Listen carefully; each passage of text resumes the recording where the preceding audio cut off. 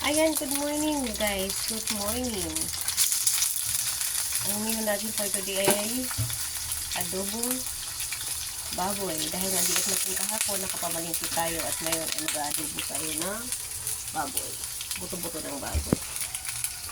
Tapos sigang to, ang kaso lang ay hindi ako kalimutan ko bumili ng kangkong. Kaya adobo na lang.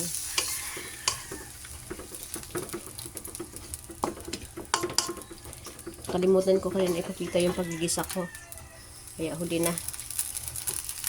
Hindi ko na na-open yung aking camera guys. Hindi ko na kaya naalala na kailangan kong gumawa ng content. Kaya ayan. Ayan. Nandito ko para yung ating mga ingredients guys. Meron tayo dito. Siling green, luya, pamintang dahon. Ayan, nalagay ko na yung pamintang dahon. Ilalagay ko na rin yung luya. Lagyan ko na siya ng pamintang buo.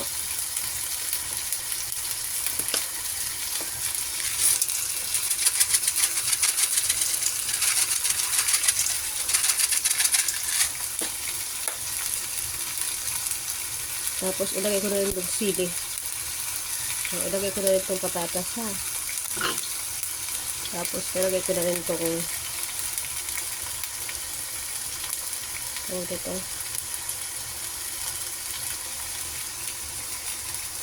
Ating pagpasarap ang ating light cubes.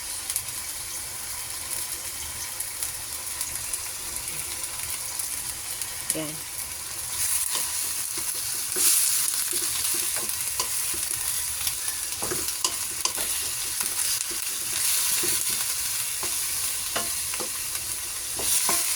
Yan. Tapos pakuluin natin yan para lumambot. Kuloyin lang siya natin para lumambot. So, lagyan natin ng suka at tuyo. Ayan guys, lagyan na natin ang ating suka, ang ating vinegar, ang ating soy sauce. Ayan o.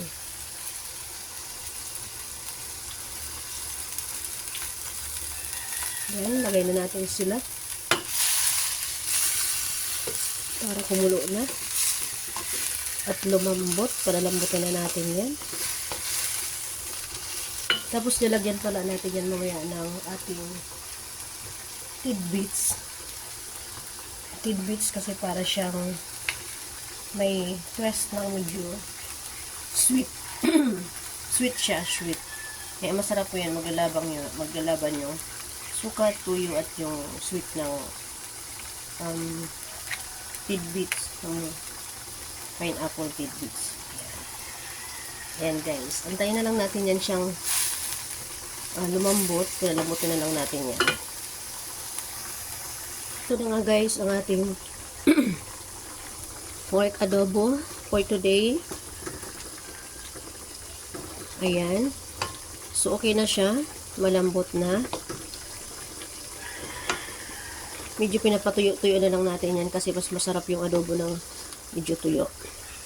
So, ilalagay ko na yung ating secret para mas lalong masarap ang ating pineapple tidbits. Ayan. Lagyan natin ng pineapple tidbits.